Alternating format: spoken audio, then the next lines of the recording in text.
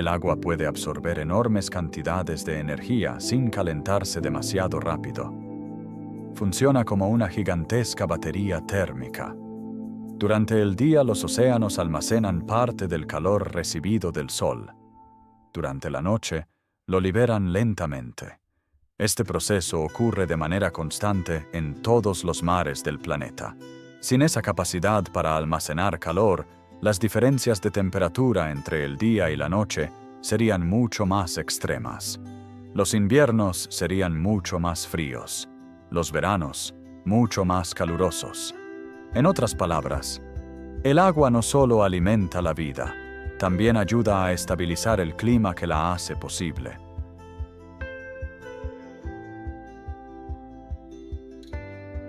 Ahora pensemos en algo que todos hemos visto alguna vez. Un cubo de hielo flotando en un vaso de agua. Parece algo completamente normal, pero en realidad es uno de los fenómenos más extraordinarios de la naturaleza. La mayoría de las sustancias se vuelven más densas cuando se congelan. Por eso un metal sólido ocupa menos espacio que cuando está fundido. El agua rompe esa regla. Cuando se congela, sus moléculas se reorganizan formando una estructura abierta que ocupa más volumen.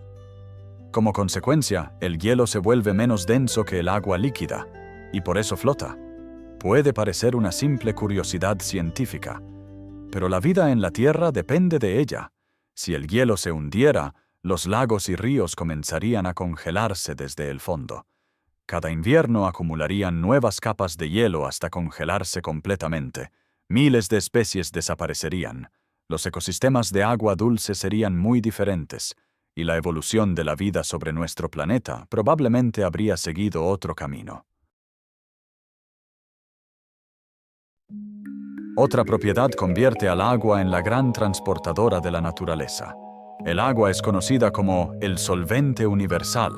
No significa que pueda disolver absolutamente todo, pero sí puede disolver más sustancias que cualquier otro líquido natural. Cada gota de lluvia que cae sobre una montaña comienza inmediatamente a recoger minerales, nutrientes y sales presentes en el suelo.